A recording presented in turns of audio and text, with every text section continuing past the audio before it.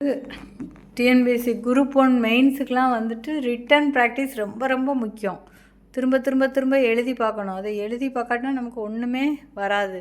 அதாவது நிறைய பேர் சொல்லியிருக்காங்க, எவ்வளோ கொஸ்டின்ஸை ஒப்பிச்சு பார்த்தாலுமே அந்த 3 மணி நேரத்துக்குள்ளே அந்த 300 மார்க்குக்கு நம்ம எழுதுகிறோமாங்கிறது தான் முக்கியம். அதனால் ரொம்ப இது எழுதி எழுதி எழுதி பார்க்கணும். எழுத்து அழகாக இருக்கணுங்கிறதுலாம் நமக்கு தேவையில்லை. எவ்வளோ கண்டென்ட் கொடுக்குறோம், நிறைய இயரு அதை பற்றின எல்லா டீட்டெயிலும் எவ்வளோ கண்டென்ட் கொடுக்குறோங்கிறது தான் ரொம்ப ரொம்ப முக்கியம். அதனால் நம்ம எழுத்து ரொம்ப புரிஞ்சால் பரவாயில்ல, ரொம்ப அழகாக இருக்கணும், அப்போ தான் நிறைய மார்க் வரும் அப்படின்னு சொல்லிலாம் கிடையாது. நம்ம எவ்வளோ கண்டென்ட் கொடுக்கோம் ஒரு டாபிக் அப்படின்னு சொன்னால் அதை பற்றி இப்போ கரண்ட் அஃபேர்ஸ் நிறைய கேட்பாங்க. இப்போ கொரோனா பற்றினா கொரோனா எப்போ வந்தது, எங்கே ஆரிஜின் ஆச்சு, அதில் என்ன வைரஸ், அதில் உள்ள சிம்டம்ஸ்லாம் என்னென்ன, அதில் என்னென்ன இதெல்லாம் இருக்குது, அதை ப்ரிகாஷன் பண்ணுறதுக்கு என்னென்ன மருந்துகள் மெடிசன்லாம் செய்யலாம், இதெல்லாம் பயன்படுத்தலாம், எந்த மாதிரி பாதுகாப்பாக நம்ம இருக்கலாம் அப்படின்னு சொல்லிட்டு எல்லாமே நம்ம எழுதணும். அந்த மாதிரி ஒரு இது எதனாலுமே கேட்கலாம். கரண்ட் அஃபேர்ஸ் நிறைய எதுவுமே இப்போ ரீசெண்டாக நடக்கிறது எல்லாமே கேட்கலாம். அதனால் நம்ம நிறைய கண்டென்ட்டு தான் கொடுக்கணும். நம்ம ஹேண்ட் ரைட்டிங் ரொம்ப நீட்டாக இருக்கணும், ரொம்ப ஹைஃபையாக இருக்கணுங்கிறதுலாம் கிடையாது. ஆனால் மெயின்ஸுக்கு நம்ம ரிட்டன் ப்ராக்டிஸ் ரொம்ப முக்கியம். பரீட்சையே டெஸ்ட்டே எழுதாமல் சில படிச்சுட்டே போவாங்க.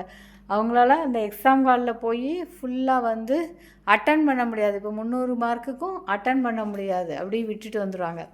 அதான் என்ன சொல்லுவாங்கன்னா, இப்போ எங்களுக்கு சென்டரில் அந்த சார்லாம் என்ன சொல்லுவாங்கன்னா, இப்போ எங்களுக்கு 1 வேர்ட் இருக்கும், பிக் கொஸ்டின் இருக்கும், 2 மார்க்கு 3 மார்க்லாம் இருக்கும். அப்போ என்ன சொல்லுவாங்கன்னா, பிக் கொஸ்டினில் 15 மார்க் கொஸ்டின் இருக்கும். அப்போ அந்த 15 மார்க்குக்கு நம்ம மாங்குன்னு எழுதினாலுமே மேக்ஸிமம் ஒரு 12.5 13 தான் போடுவாங்க. அப்போ என்ன பண்ணுவாங்க, அதே இது 3 மார்க் கொஸ்டின் நிறைய இருக்கும்.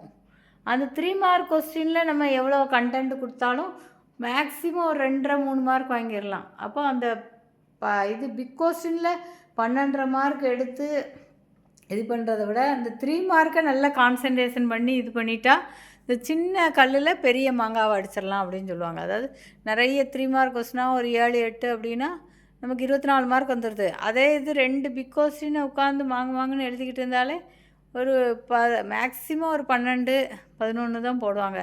அப்போ இதில் ஒரு அரை மார்க்லனாலும் நம்ம ஒரு 1000 பேரை முந்திடலாம் கட் ஆஃபில். அதனால் நம்ம ரிட்டன் ப்ராக்டிஸ் ரொம்ப ரொம்ப ரொம்ப முக்கியம். எழுதி எழுதி எழுதி பார்க்கணும், படித்ததை திரும்ப திரும்ப படிக்கணும்.